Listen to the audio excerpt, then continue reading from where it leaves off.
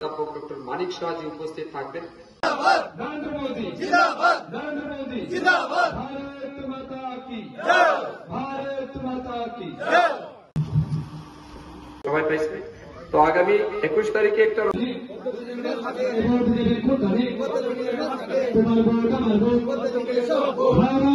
माता की जय, भारत माता की जय, बीजेपी जिंदाबाद, बीजेपी जिंदाबाद।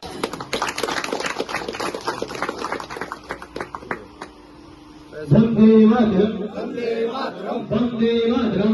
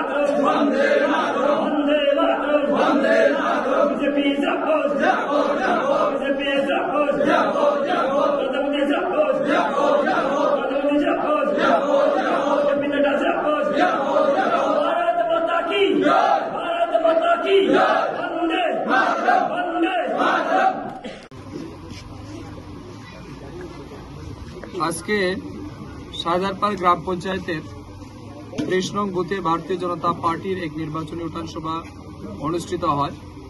এই উক্ত উঠান সভায় উক্ত এলাকার সাধারণ মানুষের উপচে পড়া বীর এবং সমর্থন যেভাবে আমরা পেয়েছি, আমরা সত্যি আপ্লুত এবং আনন্দিত। এবং এই উঠান সভাতে ভারতীয় জনতা পার্টির নীতি আদর্শে এবং নরেন্দ্র মোদীজির কাজে অনুপ্রাণিত হয়ে সিপিআইএম দলের বিশিষ্ট নেতা, এক সময়ের সামনের সারিতে নেতৃত্ব দেওয়া নেতা ভাস্কর ভট্টাচার্য সহ আরো এক পরিবার বিজেপি দলে যুক্ত হয়েছেন। এবং আজকের দিনেই আমাদের ৩২ নং বুথ রাজেন্দ্রনগর, আমাদের বিলাসপুর গ্রাম পঞ্চায়েতের ৩ নং বুথ ফটিকছড়া গ্রাম পঞ্চায়েত, বিভিন্ন জায়গাতে সিপিআইএম দল ত্যাগ করে দিকে দিকে মানুষ ভারতীয় জনতা পার্টিতে যুক্ত হচ্ছেন। প্রত্যেকের একটাই আওয়াজ, একটাই বক্তব্য, নরেন্দ্র মোদীজির নেতৃত্বে দেশ যেভাবে এগিয়ে যাচ্ছে এবং ভারতীয় জনতা পার্টি যেভাবে নীতি এবং আদর্শকে রক্ষা করে কাজ করছেন, তাই তারা অত্যন্ত খুশি এবং মানুষ ব্যাপক পরিমাণে উন্নয়ন দেখে অনেক সুযোগ সুবিধা পেয়ে তারা সিদ্ধান্ত নিয়েছেন সবাই আগামী দিন নরেন্দ্র মোদীকে ভোট দেবেন। তাই দলে দলে মানুষ আজকে বিজেপি দলে যুক্ত হচ্ছেন।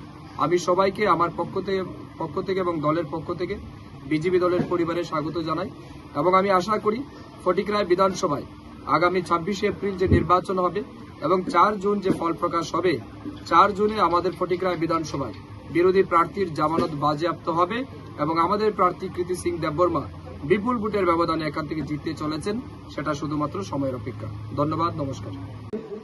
গ্রামের গরিব গরিব মানুষ যারা সামান্য বেনিফিটের জন্য নেতাদের বাড়ি বাড়ি দৌড়ঝাঁপ করেছিল, আজ বিজেপির আমলে ঘরে বসে তারা সমস্ত বেনিফিট পায়।